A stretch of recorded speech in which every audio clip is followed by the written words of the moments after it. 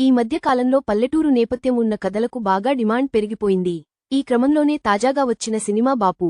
Senior నటుడు బ్రహ్మాజీ కీలక పాత్రలో కొత్త దర్శకుడు దయ తెరకెక్కించిన సినిమా బాపు. మరి ఈ సినిమా ఎలా ఉందో పూర్తి రివ్యూలో చూద్దామా. కథ: తెలంగాణలో ఒక పల్లెటూరు.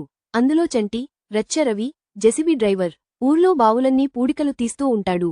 అలా తీస్తున్నప్పుడు ఒకరోజు బంగారు విగ్రహం బయటపడుతుంది. దాన్ని తీసుకెళ్లి జాగ్రత్తగా ఇంట్లో దాచిపెట్టి అమ్మ లక్ష్మమ్మ, గంగవ్వ కు జాగ్రత్త అని చెప్పి వెళ్తాడు. చంటి వచ్చేసరికి లచ్చమ్మ దాన్ని బావిలో పడేస్తుంది. కట్ చేస్తే అదే ఊళ్ళో ఎకరం పొలం ఉన్న రైతు మల్లన్న, బ్రహ్మాజీ, ఆయనకు భార్య సరోజ, ఆమని, ఆటో నడుపుకునే కొడుకు రాజు, మణి, డిగ్రీ చదివే కూతురు వరలక్ష్మి, ధన్య, ఇంటి దగ్గర ఖాళీగా ఉండి చుట్టలు కాల్చే నాన్న రాజయ్య, సుధాకర్ రెడ్డి ఉంటారు. వ్యవసాయం కోసం ఊర్లో అందిన ప్రతిచోట అప్పు చేస్తాడు మల్లన్న. కాని చేతిదాకా వచ్చిన పత్తి పంట వాన పాలవుతుంది. దాంతో కష్టాలు మళ్లీ మొదటికి రావడంతో తాను ఆత్మహత్య చేసుకుంటే రైతు బీమా 5 లక్షలు కుటుంబానికి వస్తాయని ఆలోచిస్తాడు. కానీ ఒకరు చూసి ఆ చావును అడ్డుకుంటారు. ఆ తర్వాత కుటుంబమంతా కలిసి ఒక అనూహ్యమైన నిర్ణయం తీసుకుంటుంది.